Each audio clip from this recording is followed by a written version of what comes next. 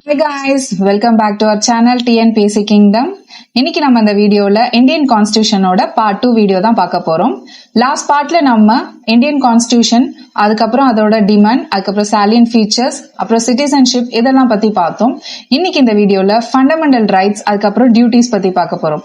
So without any delay வாங்க வீடியோக்குள்ள போலாம். வீடியோவை கடைசி வரைக்கும் ஸ்கிப் பண்ணாம பாருங்க. The fundamental rights are enshrined in Part 3 of the Constitution from Articles 12 to 35. In this regard, the framers of the Constitution derived inspiration from the Constitution of USA. Originally, the Constitution provided for 7 fundamental rights.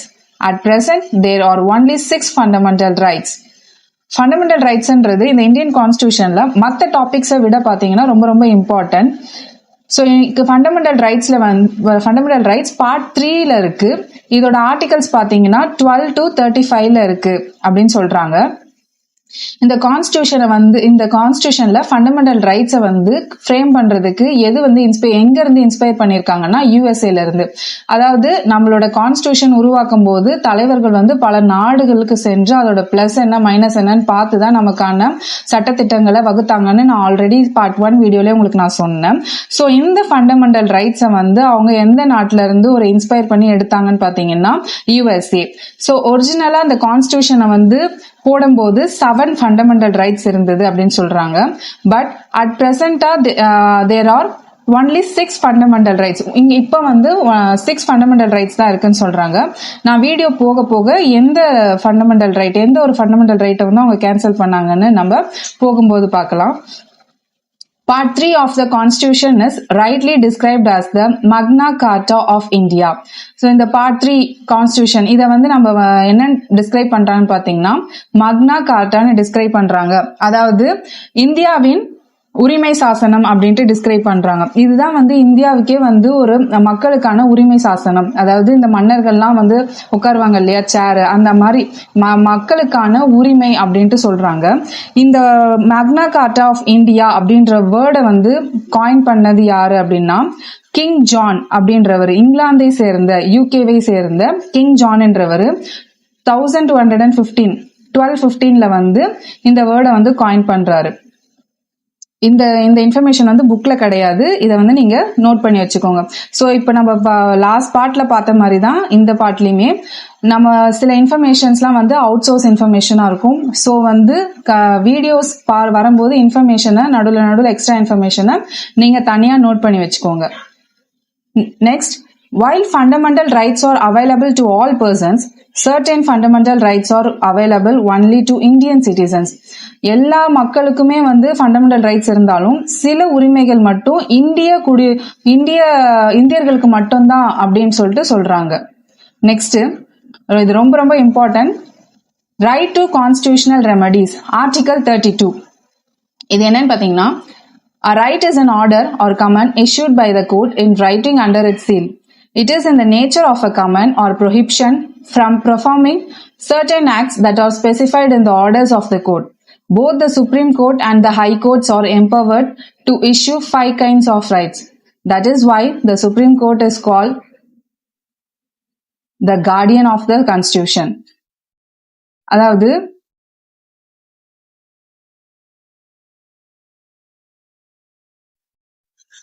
Fundamental rights guardian of constitution சொல்றாங்க. Supreme Court guardian of constitution சொல்றாங்க. ஏன்னா இப்போ நமக்கு எதனா ஒரு பிரச்சனை அப்படின்னா மத்த ஒரு திட்டங்கள் இருக்கும் இல்லையா, நம்ம லாஸ்ட் பார்ட்ல சிட்டிசன்ஷிப்புக்கு ரூல்ஸ் பார்த்தோம். இந்த மாதிரி நிறைய ரூல்ஸ் இருக்கு இல்லையா, அதுல எதனா நமக்கு ஒரு பிரச்சனை, அந்த உரிமை நமக்கு கிடைக்கல அப்படின்னா நம்ம நேரா நீதிமன்றத்துக்கு போகலாம். ஏதாவது ஒரு நீதிமன்றத்துக்கு, அதாவது sub court, high court, district courts, இந்த மாதிரி கோர்ட்ஸ்க்கு போகலாம். பட் இந்த ஃபண்டமெண்டல் ரைட்ஸ்ல மட்டும் எதனா ஒரு பிரச்சனை, இந்த உரிமை எனக்கு கிடைக்கல, இந்த ஃபண்டமெண்டல் ரைட்ஸ்ல எனக்கு பிரச்சனை இருக்கு அப்படின்னா நம்ம நேரா ஆர்டிகல் 32 படி நம்ம சுப்ரீம் கோர்ட்கே போகலாம் அப்படின்ட்டு சொல்றாங்க. அதுக்கப்புறம் இன்னொன்னு என்னன்னா, இந்த சுப்ரீம் கோர்ட் ஒரு 5 விதமான பரிசீலனைகளை கொடுக்கும். அந்த பரிசீலனைகளை பார்லிமெண்ட், அதாவது கவர்மெண்ட் ஏத்து அவங்க நடக்கணும். என்ன பரிசீலனை பாத்தீங்கன்னா, சில சட்ட திட்டங்களை ப்ரொஹிட் பண்ணிடுவாங்க. இது இப்போதைக்கு நடைமுறையில கிடையாது அப்படின்னு சொல்லிட்டு ப்ரொஹிட் பண்ணிடுவாங்க. அதை சுப்ரீம் கோர்ட்டும் ஹை கோர்ட்டும் இந்த மாதிரி 5 ரைட்ஸ் இருக்கு. அதை வந்து பார்லிமெண்ட் வந்து ஏத்துக்கணும் அப்படின்னு சொல்றாங்க. அப்புறம் சுப்ரீம் கோர்ட் வந்து கார்டியன் ஆஃப் கான்ஸ்டிடியூஷன் சொல்றாங்க. இது வந்து நோட் பண்ணி வச்சுக்கோங்க, ரொம்ப ரொம்ப இம்பார்ட்டன்ட். கார்டியன் ஆஃப் கான்ஸ்டிடியூஷன் அப்படின்னு சொல்லிட்டு கொஸ்டின் கேட்டுட்டு கீழே வந்து supreme court, high court, district court இந்த மாதிரி ஆப்ஷன்ஸ் கொடுக்கலாம். So supreme court is the guardian of constitution. Next, according to Dr. Ambedkar, Article 32 is the heart and soul of Constitution. கான்ஸ்டிடியூஷனோட heart and soul என்னன்னு பாத்தீங்கன்னா article 32 அப்படின்னு சொல்றாங்க. ஏன்னா நான் முன்னாடி சொன்ன மாதிரிதான், நமக்கு மத்த உரிமைகளோ இல்ல எதனா ஒரு சட்டத்திட்டங்கள்ல நமக்கு ஒரு பிரச்சனை அப்படின்னா நம்ம நார்மலா சப் கோர்ட், டிஸ்ட்ரிக்ட் கோர்ட் இந்த மாதிரி இந்த சின்ன சின்ன நம்மளை சுத்தி இருக்க நீதிமன்றங்களுக்கு போலாம். ஆனா இந்த ஆர்டிகல் 32 படி நம்ம எந்த கோர்ட்டுக்கு போலாம், அதாவது நமக்கு ஃபண்டமெண்டல் ரைட்ஸ்லயே நமக்கு ஒரு பிரச்சனைனா இந்த ஆர்டிகல் 32 படி நம்ம நேரா சுப்ரீம் கோர்ட்டுக்கே போலாம் அப்படின்னு சொல்றாங்க. அதனால இந்த ஆர்டிகல் 32 வந்து ஹார்ட் அண்ட் சோல் சொல்றாங்க. எப்படி நம்ம உயிர் வாழ்றதுக்கு வந்து நம்மளோட இதயம் வந்து ரொம்ப இம்பார்ட்டன்ட்டோ அதே மாதிரி இந்த நாட்டுல வாழ்றதுக்கு நமக்கு உரிமைகள் ரொம்ப முக்கியம் இல்லையா? அதுலயே எதனா ஒரு பிரச்சனைனா அதை வாங்கி கொடுக்கறது எது? ஆர்டிகல் 32 தானே. அதனாலதான் அம்பேத்கர் வந்து ஆர்டிகல் 32 வந்து heart and soul of the constitution சொல்றாரு. நெக்ஸ்ட், சில இடத்துல வந்து கவர்மெண்ட்டுக்கு அப்போசா கூட நம்ம வந்து சில இதை வந்து நம்ம வந்து கையாளலாம். அது என்னென்னு பார்க்கலாம். ஹேபஸ் கார்பஸ் அப்படின்னு சொல்றாங்க. Safeguard peoples from illegal arrest அப்படின்றாங்க. அதாவது சில இடத்துல வந்து அந்த தப்பை வந்து அவங்க பண்ணிருக்கவே மாட்டாங்க, ஆனா வந்து அந்த நபர் வந்து கைதாவாரு. அதுல இருந்து தடுக்கிறதுக்கு வந்து ஹேபஸ் கார்பஸ் மனுவை வந்து நம்ம போடலாம். மந்தமஸ், it protects the petitioner who requires legal help to get his work done by respective public authorities. அதாவது நம்ம கவர்மெண்ட்ல ஒரு பெட்டிஷன் போடுறோம் அப்படின்னா அது வந்து மூவ் ஆன் ஆகவே இல்லை அப்படின்னா, அது மூவ் ஆன் ஆகவே இல்லைன்றதுக்கே நம்ம ஒரு பெட்டிஷன் போட்டு நம்ம வந்து அதை வந்து பப்ளிக் அத்தாரிட்டிஸ் வச்சு அதை நம்ம வந்து லீகலா வந்து ஹெல்ப் கேட்டு அதை அந்த வேலையை நம்ம முடிச்சுக்கலாம். நெக்ஸ்ட் வந்து prohibition. It prohibits a subordinate court from acting beyond its jurisdiction. அதாவது கீழ் நீதிமன்றத்துக்குன்னு ஒரு ரூல்ஸ் அண்ட் ரெகுலேஷன்ஸ், ஒரு லிமிடேஷன்ஸ் இருக்கும். அதை தாண்டி அந்த நீதிமன்றம் வந்து எந்த ஒரு செயலையும் செய்யாம இருக்கிறதுக்கு இந்த ப்ரொஹிபிஷன் ஆக்ட் வந்து உதவியா இருக்கு. Next, certiorari. It quashes an order issued by an subordinate court by overstepping its jurisdiction.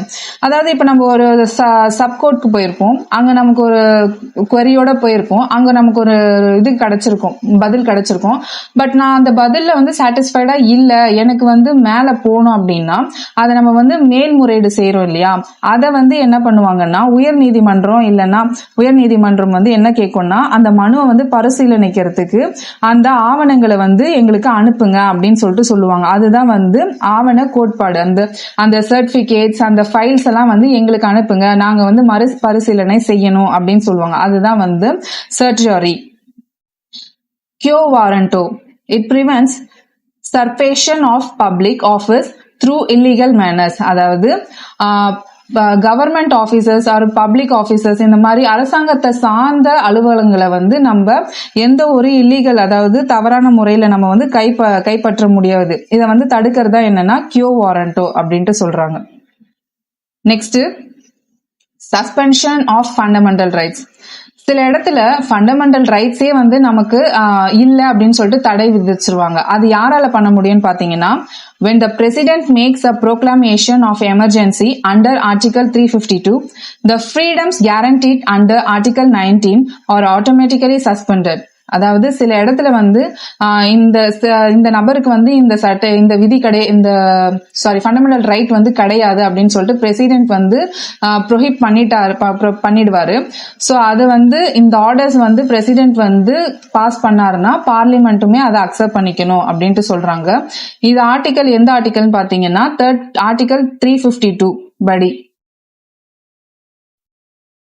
Next, differences between fundamental rights and directive principles of state policy. So இந்த differences between fundamental rights and directive principles of state policy பார்க்கிறதுக்கு முன்னாடி நமக்கு directive principles of state policyனா என்னன்னு தெரியணும் இல்லையா? So அதுக்கு முன்னாடி நம்ம கொஞ்சம் மூவ் ஆன் ஆயிட்டு நெக்ஸ்ட் இந்த டேபுலர் காலம் பார்க்கலாம். அதுக்கு முன்னாடி நம்ம ஃபண்டமெண்டல் ரைட்ஸ் என்னென்ன ரைட்ஸ் இருக்குன்றதையும் பார்த்துடலாம். நான் முன்னாடியே சொன்ன மாதிரி நம்ம பிரசண்டா வந்து ஃபண்டமெண்டல் ரைட்ஸை வந்து போடும்போது 7 ரைட்ஸ் இருந்தது. பட் பிரசண்டா 6 ரைட் இருக்கு. அது என்னென்னு பார்க்கலாம். ஃபர்ஸ்ட் வந்து ரைட் டு ஈக்வாலிட்டி. அதாவது ரைட் டு ஈக்வாலிட்டினா எல்லாருமே வந்து சமம். அந்த ரைட் ஃபண்டமெண்டல் ரைட் கீழே வந்து ஆர்டிகல் 14ல இருந்து 18 வரைக்கும் இருக்கு. ஒன்னொன்னா என்னன்னு பார்க்கலாம். ஆர்டிகல் 14 வந்து ஈக்வாலிட்டி பிஃபோர் லா. அதாவது சட்டத்துக்கு முன்னாடி எல்லாருமே சமம். அந்த சட்டத்துக்கு மேல யாருமே கிடையாது. அதே மாதிரி யாருக்கும் வந்து சிறப்பு சலுகைகளும் வழங்கப்படாது. ஒரு குற்றம் நம்ம போயிட்டோம், அந்த சட்டத்துக்கு கீழே என்ன ஒரு தண்டனையோ இல்ல என்ன ஒரு பனிஷ்மெண்ட்ஸ் இல்ல எதனா ஒரு ஃபைன் கட்டணும் அப்படின்னாலுமே அதெல்லாமே எல்லா மனுஷங்களும் செஞ்சுதான் ஆகணும். சிறப்பு பரிசீலனைகள் ஸ்பெஷல் பிரிவிலேஜஸ் வந்து கிடையாது அப்படின்ட்டு சொல்றாங்க. நெக்ஸ்ட் ஆர்டிகல் 15 வந்து prohibition of discrimination on grounds of religion, race, caste, sex or place of birth. அதாவது ஒரு மனுஷங்களுடைய ஜாதி, மொழி, பாலினம் இல்ல அவங்க பிறந்த இடத்தை வச்சு அவங்கள வந்து பாகுபாடு பார்க்கறது வந்து தப்புன்னு சொல்றாங்க. Next article 16 equality of opportunity in matters of public employment. ஒரு அரசு வேலைக்குன்னு போகும்போது எல்லாருக்குமே வந்து சமமான வாய்ப்புகள் வந்து வழங்கப்பட வேணும். இவங்களாம் தான் அப்ளை பண்ண முடியும், இவங்களாம் அப்ளை பண்ணக்கூடாதுன்ட்டு எந்த ஒரு ரெஸ்ட்ரிக்ஷனுமே இருக்கக்கூடாது அப்படின்னு சொல்றதுதான் article 16. Next article 17 abolition of untouchability. அதாவது தீண்டாமை. ஜாதி கோட்பாடுலயோ இல்ல மத கோட்பாடு கீழேயோ வந்து தீண்டாமை இல்லாம இருக்கணும், அன்டச்சபிலிட்டி இருக்கக்கூடாதுன்னு சொல்றாங்க. அதுதான் அபாலிஷன் ஆஃப் அன்டச்சபிலிட்டி. நெக்ஸ்ட் வந்து art 18 abolition of titles except military and academic. அதாவது அரசாங்கம் எந்த ஒரு விருதுகளையும் வழங்குறதுக்கு தயாராக இருக்கக்கூடாது அப்படின்றாங்க. அதாவது மிலிட்ரி அப்புறம் அகாடமிக் தவிர மற்ற எதுக்குமே வந்து டைட்டில்ஸ் வந்து அதாவது பிரைசஸ் அதுக்கப்புறம் எதுவுமே வந்து வழங்கக்கூடாது அப்படின்ட்டு சொல்றாங்க. பட்டங்கள் வந்து வழங்கக்கூடாதுன்னு சொல்றாங்க. இதுதான் வந்து abolition of titles except military and academic. Next என்னன்னு பாத்தீங்கன்னா நெக்ஸ்ட் ஃபண்டமெண்டல் ரைட் வந்து ரைட் டு ஃப்ரீடம். அதாவது ஆர்ட் 19ல இருந்து ஆர்ட் 22 வரைக்கும் இருக்கு. ப்ரீவியஸா வந்து இதுல வந்து 4 லாஸ் தான் இருந்தது. இதுல வந்து ஆர்ட் 21A வந்து நடுவுல வந்து ஆட் பண்ணது. அதை நான் வந்து ப்ரொசீட் பண்ணும்போது சொல்றேன். ஃபர்ஸ்ட் ஆர்டிகல் என்னன்னு பார்க்கலாம். Article 19 freedom of speech and expression, assembly, association, movement, residence and profession. அதாவது இந்த ஆர்டிகல் 19ல ஒரு தனி நபருக்கு 6 விதமான உரிமைகளை வந்து கொடுக்கறாங்க. என்னென்னு பாத்தீங்கன்னா freedom of speech and expression. நம்ம ஒரு தனி நபர் என்ன பேசணும்னு நினைக்கிறோமோ, என்ன ஒரு வெளிப்படுத்தணும், நம்ம உணர்ச்சியை என்ன வெளிப்படுத்தணும்னு நினைக்கிறோமோ அதை வந்து யாருடைய தடையும் இல்லாம நம்ம வந்து பேசலாம் செய்யலாம் அப்படின்ட்டு சொல்றாங்க. நெக்ஸ்ட் வந்து அசம்பிளி. அதாவது ஃப்ரீடம் ஆஃப் அசம்பிளி. நம்ம வந்து எந்த ஒரு கூட்டத்தையும் கூட்டுறதுக்கோ இல்ல எந்த ஒரு கூட்டத்துல போய் கலந்துக்கிறதுக்கோ நமக்கு உரிமை இருக்குன்னு சொல்றாங்க. அசோசியேஷன். நமக்கு எந்த ஒரு கம்பெனிஸ், சங்கங்கள், நிறுவனங்கள் இதெல்லாம் வந்து கிரியேட் பண்றதுக்கான உரிமை இருக்கு அப்படின்ட்டு சொல்றாங்க. Next movement, residence. இது ரெண்டுமே வந்து சேம் தான். அதாவது ஃப்ரீடம் ஆஃப் மூவ்மெண்ட், ரெசிடென்ஸ் சொல்லலாம். இந்த இடத்துல இருந்து இன்னொரு நாட்டுக்கோ இல்ல இன்னொரு ஊருக்கோ இன்னொரு கண்ட்ரிக்கோ நம்ம வந்து மாநிலங்களுக்கோ போறதுக்கு ரெஸ்ட்ரிக்ஷன்ஸ் இல்லாம நம்ம ஃப்ரீயா மூவ் ஆகிறதுக்கும் ஒரு ஃப்ரீடம் இருக்கு. அங்க போய் தங்கறதுக்கும் ரெசிடென்ட் ஆகிறதுக்குமே நமக்கு வந்து உரிமை இருக்கு அப்படின்னு சொல்றாங்க. Freedom of profession. எந்த ஒரு துறையை சார்ந்த வேலையும் நம்ம வந்து போய் சேரலாம். அதுல வந்து யாரோடைய இன்ஃப்ளூயன்ஸும் கிடையாது. இவங்க வந்து இந்த வேலை தான் செய்யணும், இவங்க வந்து இந்த வேலையில சேரக்கூடாது அப்படின்ட்டு இல்லாம யாருக்கு என்ன பிடிச்சிருக்கோ அதை செய்யலாம் அப்படின்ட்டு சொல்றாங்க. Next article 20 protection in respect of conviction for offences. அதாவது சில குற்றங்கள் செஞ்சதுக்கு அப்புறம் டக்குன்னு அவங்களுக்கான பனிஷ்மெண்ட்ஸ் கொடுக்காம, அதாவது டக்குன்னு போய் அரெஸ்ட் வாரண்ட் இந்த மாதிரி எதுவும் வந்து சடனா வந்து ரியாக்ட் பண்ணாம அதுல இருந்து ஒரு தனிநபரை காப்பாத்துறது தான் வந்து protection in respect of conviction for offences. அதாவது பெயில் எடுக்கிற ஜாமீன் இந்த மாதிரி இதெல்லாம் இருக்கு இல்லையா, அதுதான் வந்து இந்த ஆர்டிக்கல்ல வருது. Next article 21 protection of life and personal liberty. ஒரு வாழ்க்கைக்கான பாதுகாப்பு, அதுக்கப்புறம் ஒரு தனி மனிதனுடைய சுதந்திரம், இது ரெண்டுத்தையும் வந்து பாதுகாக்கிறது தான் வந்து ஆர்டிகல் 21. இந்த ஆர்டிகல் 21க்கு அப்புறம் முன்னாடி இருந்தது வந்து ஆர்டிகல் 22 தான். ஆர்டிகல் 21A வந்து நடுவில் வந்து அமெண்ட்மெண்ட் ஆக்ட் மூலயமா வந்து ஆட் பண்ணாங்க. ஃபர்ஸ்ட் 4 தான் இருந்துச்சு. ஆர்டிகல் 21A சேர்த்து தான் வந்து 5 ஆர்டிகல்ஸ் ஆச்சு ரைட் டு ஃப்ரீடம்ல. இந்த ஆர்டிகல் 21 எப்போ அமெண்ட்மெண்ட் பண்ணாங்கன்னு பார்த்தீங்கன்னா 86th அமெண்ட்மெண்ட் ஆக்ட் 2002ல பண்ணாங்க. இது வந்து இந்த புக்ல இல்ல இன்ஃபர்மேஷன், நோட் பண்ணிக்கோங்க. 2002ல 86th அமெண்ட்மெண்ட் ஆக்ட்ல ஆட் பண்ணாங்க. இது என்னன்னா ரைட் டு எலிமெண்டரி எஜுகேஷன், எல்லாருக்குமே கல்வி அடிப்படை, இவங்க படிக்கலாம் இவங்க படிக்க கூடாது இந்த அப்படின்னு சொல்லிட்டு எந்த ஒரு ரெஸ்ட்ரிக்ஷன்ஸுமே இல்லாம எல்லாருக்குமே கல்வி சமம் அப்படின்ட்டு சொல்றதுதான் இந்த article. Next article 22 protection against arrest and detention in certain cases. அதாவது நான் முன்னாடி சொன்ன மாதிரி தான் இதுவுமே, டக்குன்னு அரெஸ்ட் ஆகிறது இல்ல அதுக்கான தண்டனைகள்ல இருந்து ஒரு மனுஷனை வந்து காப்பாத்துறது தான் வந்து ஆர்டிகல் 22. நெக்ஸ்ட் ஆர்டிகல் அகேன்ஸ்ட் எக்ஸ்ப்ளோட்டேஷன்னா சுரண்டுதல். ஸோ இந்த ரைட்ல வந்து 2 ஆர்டிகல் இருக்கு. ஆர்டிகல் 23 அதுக்கப்புறமா வந்து 24. prohibition of traffic in human beings and forced labor. அதாவது மனுஷங்களுடைய உழைப்பை சுரண்டுறது, அதுக்கப்புறம் அவங்கள வந்து ஒரு forced laborனா நீ வந்து இந்த வேலையை தான் செய்யணும், இந்த துறையில தான் நீ இருக்கணும் அப்படின்ட்டு எந்த ஒரு மனுஷனையும் இன்னொருத்தர் வந்து ஃபோர்ஸ் பண்ண முடியாது. இப்போ வந்து நீங்க கேட்கும் போது இதெல்லாமா நடக்குது அப்படின்னு யோசிக்கலாம். ஆனா முன்னாடி எல்லாம் பாத்தீங்கன்னா செருப்பு தைக்கிறோட மகன் வந்து அந்த வேலையை தான் செய்யணும் அப்படின்ட்டு இருக்கும். அவர் வந்து ஒரு ஸ்கூலுக்கு போய் அவர் வந்து ஒரு டீச்சராவோ டாக்டராவோ என்ஜினியராவோ அவங்களுக்கு அந்த ஆசை இருந்தாலுமே அந்த ஆசையை வந்து வளர விட மாட்டாங்க, ஸ்கூலுக்கும் அனுப்ப மாட்டாங்க. ஸோ இதைதான் வந்து என்ன சொல்லுவாங்கன்னா ஃபோர்ஸ்ட் லேபர்னு சொல்லுவாங்க. இதை வந்து ப்ரொஹிட் பண்றது தான் வந்து article 23. Next article 24 prohibition of employment of children in factories etc. அதாவது குழந்தை தொழிலாளர்களை வந்து கண்டிக்கிறது தான் இந்த ஆர்டிகல். நெக்ஸ்ட் ரைட் வந்து ரைட் டு ரிலிஜியன்.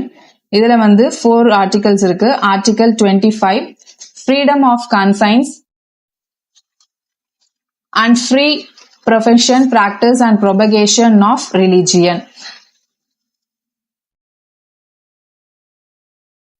அதாவது ஒரு தனி நபருக்கு எந்த மதம் பிடித்திருக்கோ அதை வந்து ஃபாலோ பண்ணலாம், அந்த மதத்தை வந்து அவங்க பின்பற்றலாம், அந்த மதத்துக்கான கோட்பாடுகளை வந்து எந்த ஒரு இன்ஃப்ளூயன்ஸும் இல்லாம அவங்க வந்து ஃப்ரீயா ஃபாலோ பண்ணலாம் அப்படின்னு சொல்றாங்க. அவங்களுக்கு எது பிடிச்சிருக்கோ அந்த மதத்தை வந்து அவங்க வந்து ஃபாலோ பண்ணலாம். யாரும் வந்து ஃபோர்ஸ் பண்ண முடியாது, நீங்க வந்து இந்த மதத்தை தான் ஃபாலோ பண்ணணும், இப்படிதான் கும்பிடணும் அப்படின்ட்டு யாருமே ஃபோர்ஸ் பண்ண முடியாது அப்படின்னு சொல்றாங்க.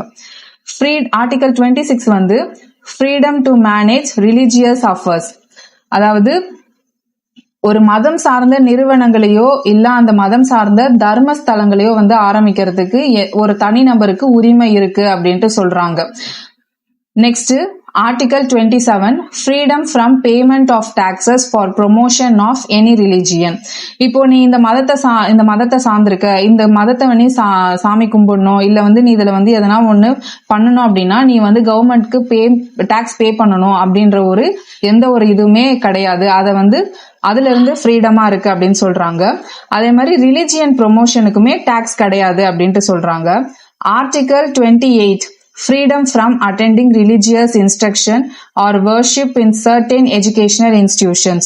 அதாவது குழந்தைகளோ இல்ல கல்வி மாணவர்களோ படிக்கிற இடங்கள் இருக்கு இல்லையா, ஸ்கூல்ஸ் அண்ட் காலேஜஸ்ல அவங்க வந்து இந்த மதத்தை தான் நீங்க ஃபாலோ பண்ணணும் அப்படின்னு சொல்லிட்டு ரிலிஜியஸ் இன்ஸ்ட்ரக்ஷன் ஆர் வர்ஷிப்ஸை வந்து அவங்க வந்து ஃபோர்ஸ் பண்றது வந்து பண்ணக்கூடாது அப்படின்னு சொல்றாங்க.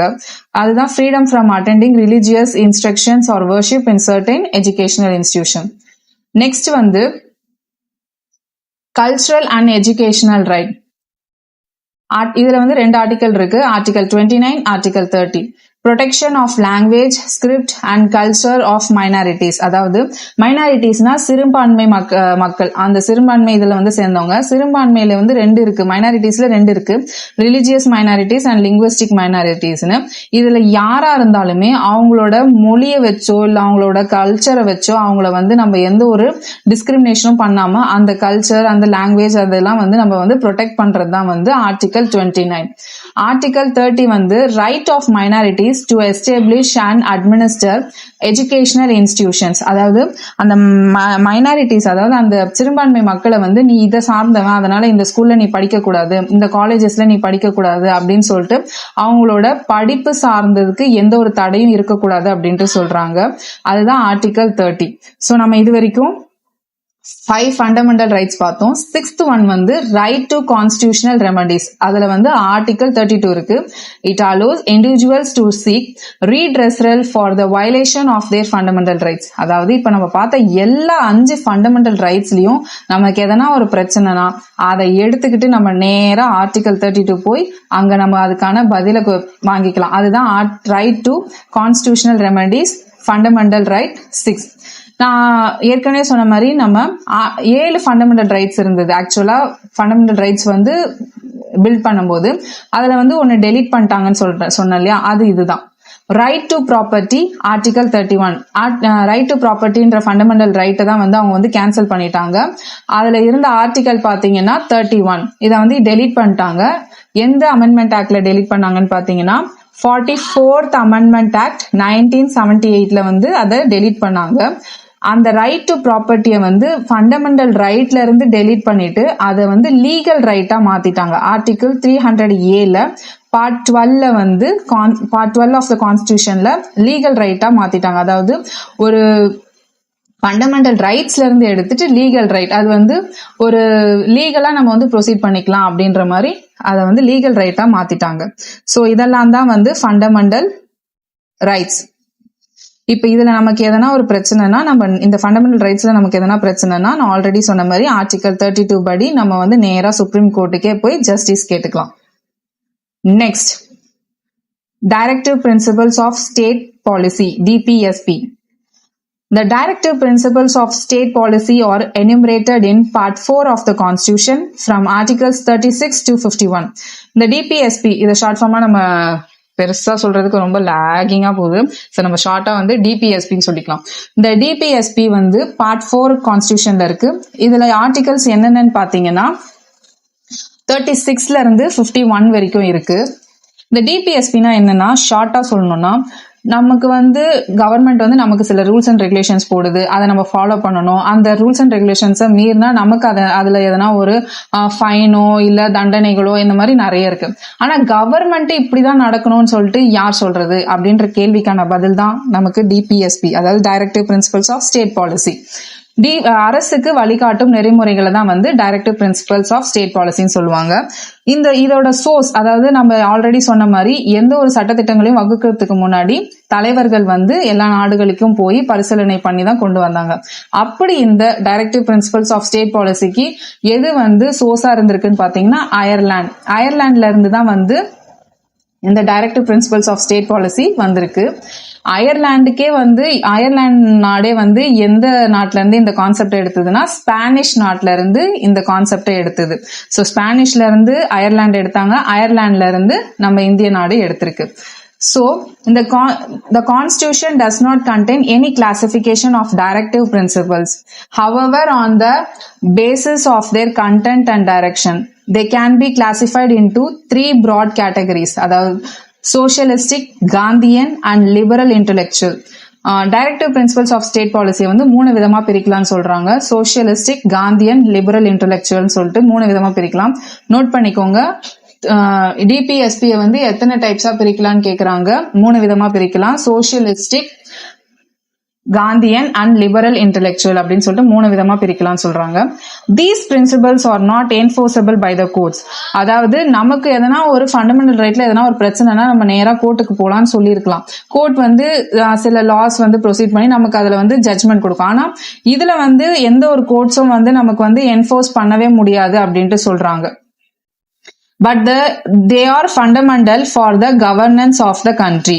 நான் அது சொன்ன மாதிரி இது வந்து ஒரு நாட்டோடைய கவர்மெண்ட் வந்து அவங்களோட கவர்னன்ஸை எப்படி கொண்டு போகணுன்றதுக்கு தான் இது வந்து ஃபண்டமெண்டலா இருக்கு அப்படின்னு சொல்றாங்க. இதோட நோக்கமே என்னன்னு பாத்தீங்கன்னா மக்களுக்கான சோஷியல் வெல்ஃபேரை வந்து இம்ப்ரூவ் பண்றதுக்கு தான் அப்படின்னு சொல்றாங்க.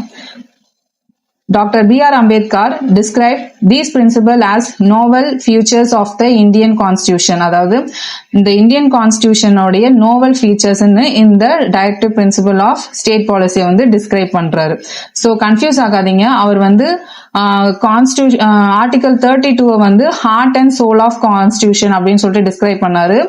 டிபிஎஸ்பியை வந்து novel features of Indian constitution வந்து டிஸ்கிரைப் பண்ணிருக்காரு. ஸோ இது ரெண்டுமே இம்பார்ட்டன்ட். ரெண்டுத்துலயும் கன்ஃபியூஸ் ஆகி ஆப்ஷன்ஸ்ல ரெண்டுமே இருக்கும். மேபி ரெண்டுமே இருந்ததுன்னா மாத்தி கிளிக் பண்ணிடாதீங்க, கிளியரா இருங்க. நெக்ஸ்ட் ஓகே, இப்போ நம்ம டிபிஎஸ்பி பார்த்துட்டோமா, நான் முன்னாடி சொன்ன மாதிரி. இப்போ நம்ம அந்த டேப்லெட் காலம் பார்த்தோம்னா கொஞ்சம் கிளியரா இருக்கும். Differences between fundamental rights and directive principles of state policy. Fundamental right. It was derived from the Constitution of the USA. Directive principles of state policy la, it was drawn on the model of Constitution of Ireland. Fundamental rights வந்து USA ல இருந்து derive ஆச்சு. America, அதாவது directive principle of state policy வந்து அயர்லாந்துல இருந்து எடுக்கப்பட்டது. Even the government cannot take away or abrogate these rights. கவர்மெண்டாலேயே இந்த rights வந்து எடுக்கவோ நீக்கவோ முடியாது அப்படின்னு சொல்றாங்க. These are mere instructions to the government. இது வந்து ஒரு கவர்மெண்ட்டுக்கு ஒரு இன்ஸ்ட்ரக்ஷன் தான். இப்படிதான் நீங்க வந்து அந்த நாட்டு மக்களை வழி நடத்தணும் அப்படின்றது மாதிரி ஒரு இன்ஸ்ட்ரக்ஷன் தான். These are enforceable by a court of law. These are not enforceable in any court. நமக்கு இதுல எதனா ஒரு பிரச்சனைனா நம்ம கோர்ட்டுக்கு போய் அவங்க கிட்ட இருந்து மறுபரிசீலனை கேட்டு வாங்கிட்டு வரலாம். ஆனா டைரக்டிவ் பிரின்சிபல்ஸ் ஆஃப் ஸ்டேட் பாலிசில அந்த மாதிரி எதுவுமே கிடையாது. நம்ம அதை வச்சு நம்ம கோர்ட்டுக்குலாம் போக முடியாது. கோர்ட்டோட தலையீடு இதுல இருக்கவே இருக்காது. These have legal sanctions. இது வந்து சட்டதிட்டங்களுக்கு உட்பட்டது. These have moral and political transactions. இது வந்து பாத்தீங்கன்னா மாரலா, அதுக்கப்புறமா வந்து பொலிட்டிக்கலுக்கான சாங்ஷன்ஸ் தான் இருக்கு. இது வந்து லீகல்ல வந்து அடங்கவே அடங்காது. These rights strengthen political democracy in the country. இது வந்து அரசியல் நாட்டோட அரசியலை மேன்மேலும் வளர்க்கறதுக்கு இருக்கு அப்படின்னு சொல்றாங்க. Directive principles of state policy வந்து மக்களுடைய சமுதாய அதுக்கப்புறம் பொருளாதாரத்தை வளர்க்கறதுக்கு இருக்கு அப்படின்னு சொல்றாங்க. சோசியல் அண்ட் எக்கனாமிக் டெமோக்ரஸிக்கு தான் இருக்கு அப்படின்ட்டு சொல்றாங்க. ஸோ இப்போ இந்த டேப்லெட் காலம் புரிஞ்சிருக்கும்னு நினைக்கிறேன். நெக்ஸ்ட் நம்ம அந்த டாபிக்கை அப்படியே கண்டினியூ பண்ணலாம். இங்கதான் விட்டோம். The 86th Amendment Act of 2002 changed the subject matter of Article 45 and made elementary education a fundamental right under Article 21A. அதாவது 86 Amendment Act 2002 படி என்னன்னா ஆர்டிகல் 45 மாத்திருக்காங்க. ஆர்டிகல் 21A என்னவா மாத்திருக்காங்கன்னா எலிமெண்டரி எஜுகேஷன் அ ஃபண்டமெண்டல் ரைட்டா மாத்திருக்காங்க. அதாவது 6 வயசுக்கு the amended directive requires the state to provide early childhood care and education for all children until they complete the age of 6. 6 வயசு வரைக்கும் எல்லா குழந்தைகளும் வந்து சீரான கல்வியை அடையணும்னு சொல்லிட்டு ஸ்டேட்டுக்கு வந்து அமெண்ட்மெண்ட் வந்து அறிவிச்சிருக்காங்க. ஸோ இதுதான் வந்து ஃபண்டமெண்டல் ரைட்ஸ். இப்போ நம்ம நெக்ஸ்ட்டுக்கு போகலாம். Fundamental duties. கவர்மெண்ட் வந்து நமக்கு சில ஃபண்டமெண்டல் ரைட்ஸ் உரிமைகளை கொடுக்குது. திருப்பி நம்ம கிட்ட இருந்து என்ன கேக்குதுன்னு பாத்தீங்கன்னா ஒரு சில கடமைகளை தான் கேக்குது, டியூட்டிஸை தான் கேக்குது. ஆனா இதுல ரெண்டுத்துக்கும் வித்தியாசம் என்னன்னா அந்த ஃபண்டமெண்டல் ரைட்ல நமக்கு எதனா குறை இருந்ததுன்னா நம்ம நேரா கோர்ட்டுக்கு போய் அதை வந்து நம்ம ஜஸ்டிஸ் பண்ணி ஜஸ்டிஸ் வாங்கிட்டு வந்துடலாம். அது வந்து ஜஸ்டிசபிள். பட் வந்து ஃபண்டமெண்டல் டியூட்டிஸ் வந்து பாத்தீங்கன்னா அந்த அளவுக்கு கிடையாது, ஜஸ்டிசபிள்லாம் கிடையாது. அதே மாதிரி கவர்மெண்ட்டும் நீங்க இதை கட்டாயமா ஃபாலோ பண்ணி தான் ஆகணும் அப்படின்னு சொல்லிட்டு இன்சிஸ்டும் பண்ண கிடையாது. இதெல்லாம் வந்து ஒரு பேசிக்கா இந்த நாட்டுல வாழ்ற மக்கள் ஃபாலோ பண்ண வேண்டிய டியூட்டிஸ்ன்னு சொல்றாங்க, அவ்வளவுதான். The fundamental duties in the Indian Constitution are inspired by the Constitution of former USSR Russia. நம்ம ஆல்ரெடி பார்த்துட்டு வர மாதிரி தான் இந்த ஃபண்டமெண்டல் டியூட்டிஸை வந்து யாரை இன்ஸ்பயர் பண்ணி எடுத்திருக்காங்கன்னு பாத்தீங்கன்னா ரஷ்யா. இப்ப நம்ம வந்து இந்த ஃபண்டமெண்டல் டியூட்டிஸ் வந்து கான்ஸ்டியூஷன் உருவாகும் போதே, அதாவது ஜனவரி 1950 வந்து கான்ஸ்டியூஷன் உருவாகும் போதே இந்த ஃபண்டமெண்டல் டியூட்டிஸ்மே வந்து இன்க்ளூட் ஆக கிடையாது. இது வந்து 1976 the Congress party set up the Sardar Swaran Singh committee to make recommendations on fundamental duties. அதாவது 1976 காங்கிரஸ் பார்ட்டில சர்தார் ஸ்வரன் சிங்ன்றவர் வந்து இந்த ஃபண்டமெண்டல் டியூட்டிஸ்னு ஒன்னு நம்ம கிரியேட் பண்ணலாம்னு ரெக்கமெண்ட் பண்ணியிருக்காரு. 42nd Amendment Act of 1976 added some responsibilities of citizens to our constitution called fundamental duties. So அதுக்கப்புறமா என்ன பண்ணிருக்காங்க, 42nd Amendment Act of 1976ல ஃபண்டமெண்டல் டியூட்டிஸை வந்து நம்ம கான்ஸ்டியூஷன்ல ஆட் பண்ணிருக்காங்க. அதாவது ஃபண்டமெண்டல் டியூட்டிஸ்னா நம்ம சிட்டிசன்ஸோட சில ரெஸ்பான்சிபிலிட்டிஸ் அப்படின்ட்டு சொல்றாங்க. இத வந்து எதுல ஆட் பண்ணிருக்காங்கன்னு பாத்தீங்கன்னா, this amendment added to a new part namely part 4A. அதாவது ஏன் வந்தாலே அது வந்து புதுசா தான் வந்து ஆட் ஆயிருக்கும், அது வந்து எதோடையும் சேர்ந்து இருக்காது. ஓகேங்களா, இத வந்து எதுல ஆட், ஃபண்டமெண்டல் டியூட்டிஸ 4Aல ஆட் பண்ணிருக்காங்க. This new part consists of only one article, that is Article 51, which for the first time specified a code of 11 fundamental duties of the citizens. இந்த பார்ட் 4Aல வந்து ஒரே ஒரு ஆர்டிகல் தான் இருக்கு. இதுவும் இம்பார்ட்டன்ட், நோட் பண்ணிக்கோங்க. Part 4Aல எத்தனை ஆர்டிகல் இருக்குன்னு கேட்பாங்க. ஒரே ஒரு ஆர்டிகல் தான் இருக்கு. அந்த ஆர்டிகல் வந்து 51A. அந்த 51Aல வந்து பாத்தீங்கன்னா 11 ஃபண்டமெண்டல் டியூட்டிஸ் இருக்குன்னு சொல்றாங்க.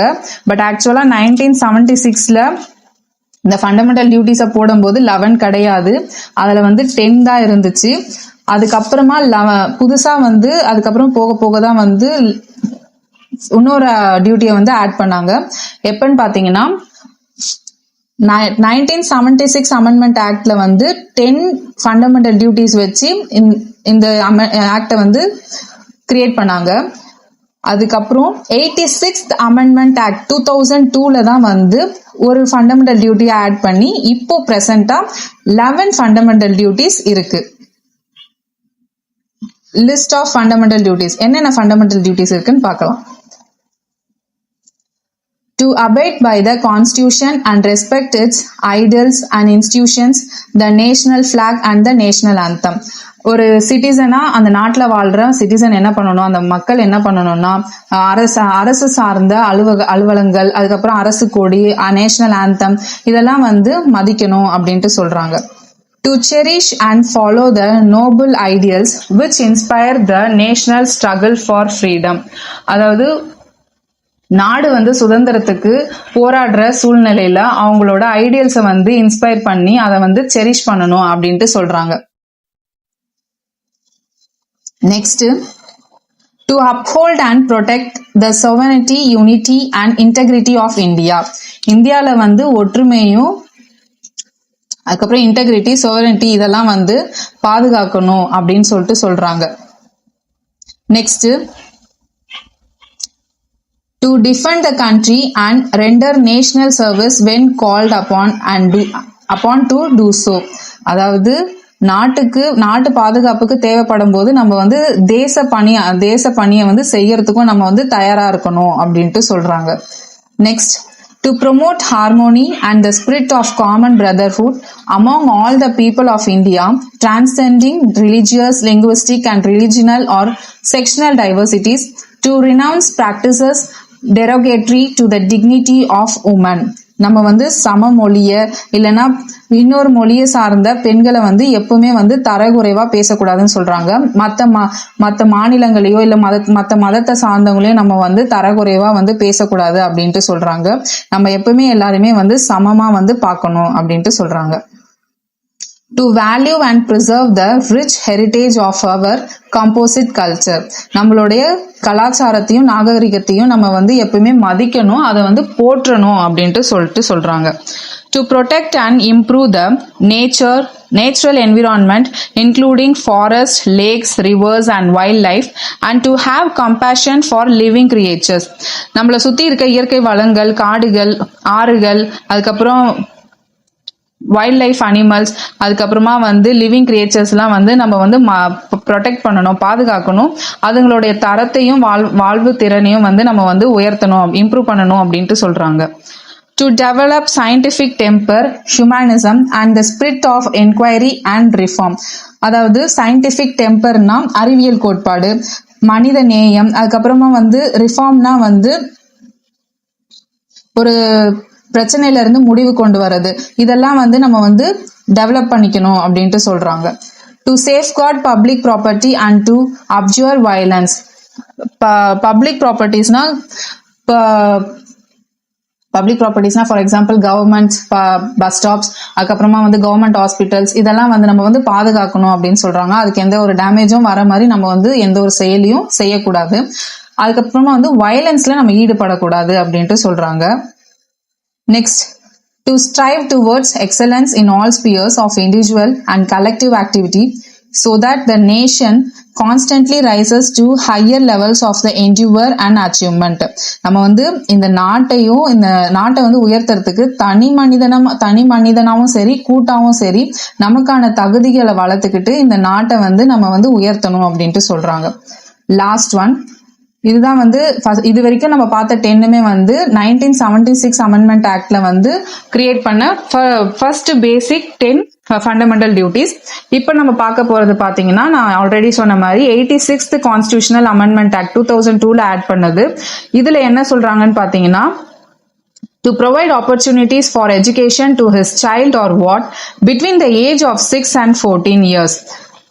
The 86th Constitutional Amendment Act 2002 has also introduced the 11th fundamental duty under 51A, under which all citizens of India or parents shall provide opportunities for education to their children between age of 6 and 14 years. அதாவது 6 வயசுல இருந்து 14 வயசு உள்ள இருக்க குழந்தைகளுக்கு கட்டாயமா அவங்களோட பெற்றோர்களும் அதுக்கப்புறம் இந்திய அரசாங்கமும் வந்து கண்டிப்பா வந்து கல்வியை கொடுக்கணும் அப்படின்றது தான் வந்து 86th கான்ஸ்டிடியூஷனல் அமெண்ட்மெண்ட் ஆக்ட் 2002ல போடப்பட்ட சட்டத்துல ஃபண்டமெண்டல் டியூட்டியா இன்க்ளூட் ஆயிருக்கு.